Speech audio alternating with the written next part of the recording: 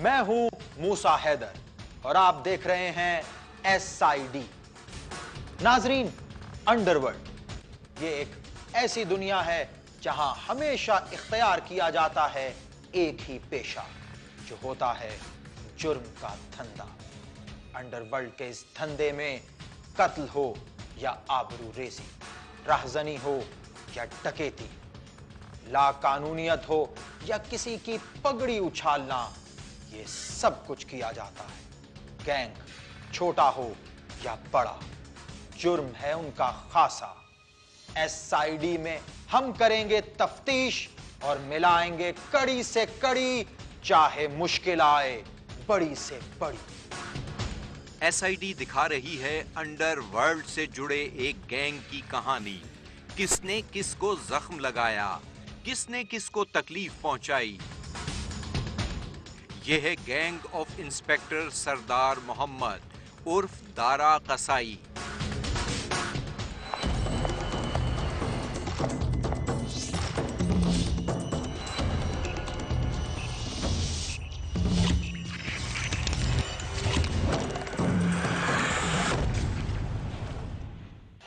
लाहौर का इलाका सब्जाजार, इसी इलाके में रिहाइश है सरदार मोहम्मद की। ये उसका घर है। सरदार का ताल्लुक है शेखुपुरा से। फिर सरदार ने रिहाइश रखी लाहौर के इलाके बेगम कोट में, किराए के एक छोटे से घर में। उसके पास थी एक पुरानी मोटरसाइकिल। अब उसकी मिल्कियत में हैं कई कारें। सरदार काम करता है बनाम सरकार, क्योंकि ये नौकर है पुलिस डिपार्टमेंट का। करता है सिटी ट्रैफिक पुलिस लाहौर में इंस्पेक्टर के ओहदे पर नौकरी।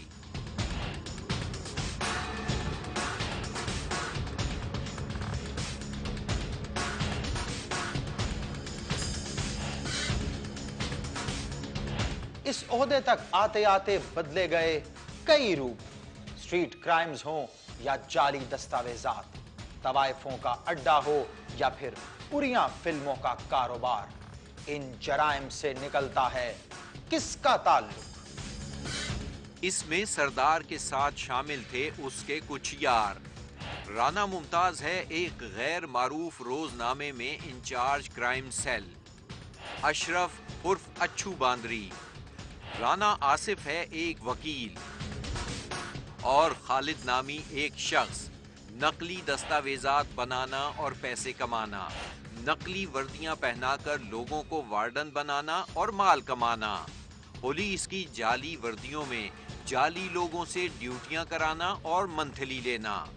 फिर ये गैंग टूट गया। सब लोग हो गए एक दूसरे के दुश्मन। इस गैंग से जुड़ी हैं कौन सी कहानियां? SID के सब मेंबरान जमा हुए मीटिंग रूम में। आज जेरे बहस है सरदार उर्फ दारा कसाई का गैंग। टीम SID, आज हम एक ऐसे गैंग के बारे में गुफ्तगू कर रहे हैं जिसने लाहौर और उसके गिरदो नवाह में बहुत से मसाइल पैदा किए और बहुत से लोग उनकी वारदातों का शिकार भी हुए। रफी, मैंने आपको इस पर रिसर्च करने का कहा था, क्या तफसीलात हैं आपके पास? सर, ये शख्स जिसका नाम सरदार है शेखुपुरा से ताल्लुक़ रखता है। वहीं से मुबैना तौर पर इस गैंग के मामला शुरू हुए।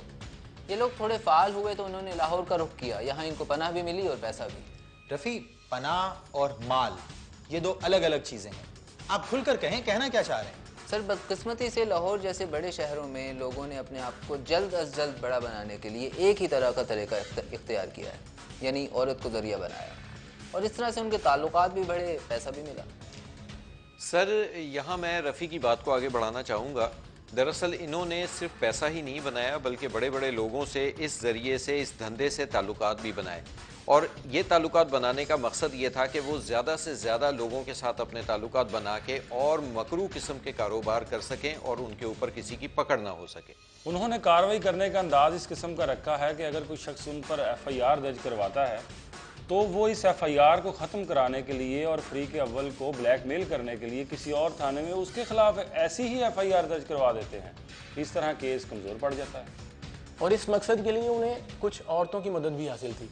ब्लैकमेलिंग के लिए उनका सबसे अहम हथियार यही था। इसी तरह माल बनाकर लाहौर में लुटे पुटे आने वाले करोड़पति हो गए। उन्होंने घर भी बनाए, अकाउंट्स भी भर लिए। इसी लालच और हवस ने उन्हें गैंग की शक्ल में काम करना सिखाया ताकि वो एक दूसरे को सपोर्ट कर सकें।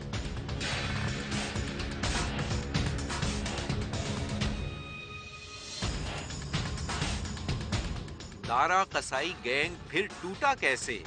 मुबैना तौर पर गैंग के टूटने के पीछे है एक कहानी जो घूमती है रजिया नामी एक औरत के गिर्द। रजिया शरीफ नामी ये औरत LLB की तालिबा है। ये रहती थी शेखुपुरा में आसिफ महमूद नामी वकील के घर के सामने। रजिया का ताल्लुक था इंस्पेक्टर सरदार के साथ पुराना। उसने आसिफ से कहा कि अगर वो वार्डन बनना चाहता है तो उसे 2 लाख दे दे, वो उसे वार्डन लगवा देगी। आसिफ महमूद के बकौल यहीं से शुरू हुई सरदार से दुश्मनी की वो कहानी जो आज तक खत्म नहीं हुई। रजिया ने फिर सरदार से शादी कर ली। 2 साल ये शादी चलती रही और फिर सरदार ने रजिया को तलाक दे दी। इस तलाक के बाद रजिया ने एक केस दायर किया जो अपनी नौइयत का अजीब केस है। 2 साल एक शख्स की बीवी रहने के बाद उसने दावा किया कि सरदार के साथ उसका निकाहनामा जाली है। यही रजिया पहले आसिफ के खिलाफ FIR कटवाती थी सरदार की साथी बनकर, और यही खातून अब आसिफ के साथ मिलकर सरदार के खिलाफ एक नहीं बल्कि कई FIRs कटवा रही है। इसने अपने साबका शौहर के खिलाफ CCPO को भी कई दरख्वास्तें दे रखी हैं। क्या आसिफ इसका शौहर है और सरदार इसका शौहर था? इस बारे में आसिफ महमूद का क्या कहना है?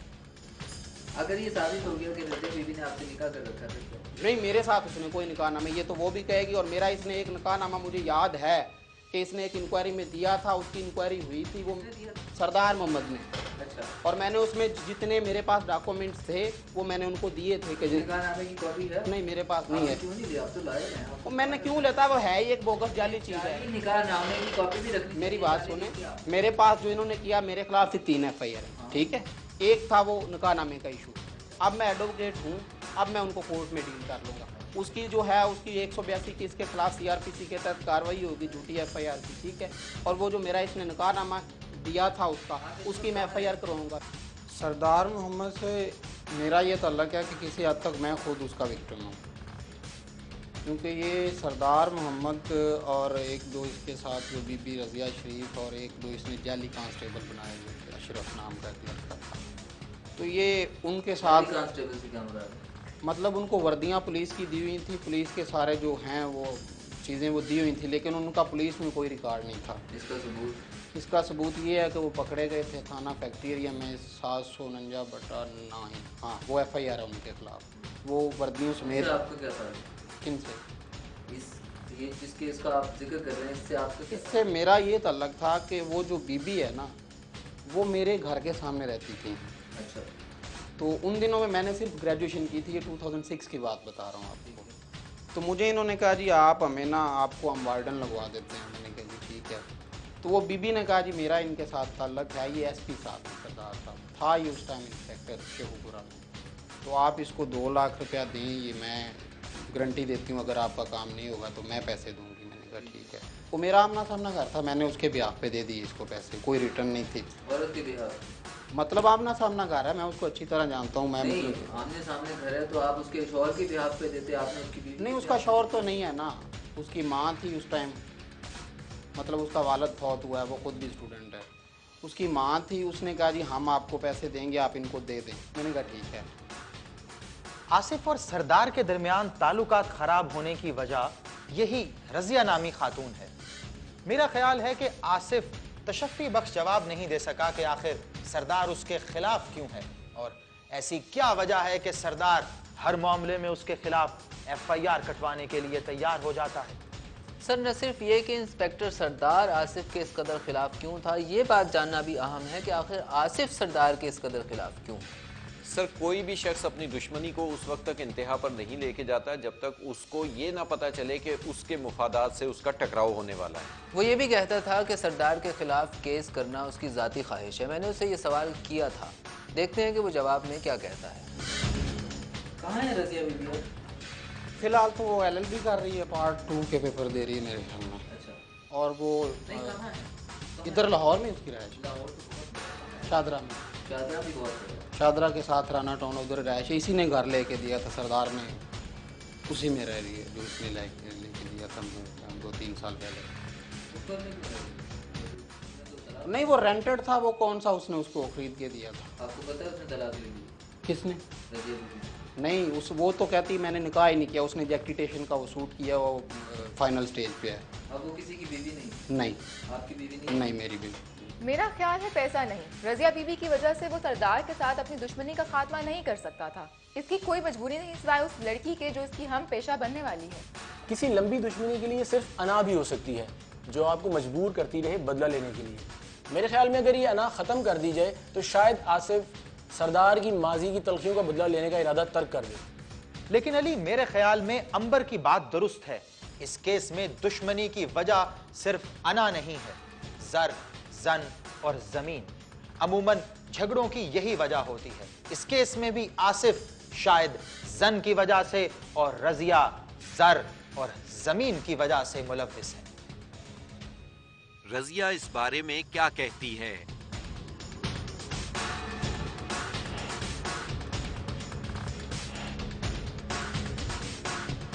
वो तरीकाकार यही है। अभी वो कहता है कि कुछ और मुझे दें, घर की जो जमीन है ना हमारी उधर पीछे, मेरे वालिद नहीं है ना, वो कहता है कि वो भी बेच के ना हमारा घर जो है ना वो बेच के मुझे दे दें। हमने कहा कि अब हर चीज़ तुम ले चुके हो, लोगों से भी पैसे ले गए हो, मेरी वालदा ने भी ज़ेवर बेच के आपको दिया।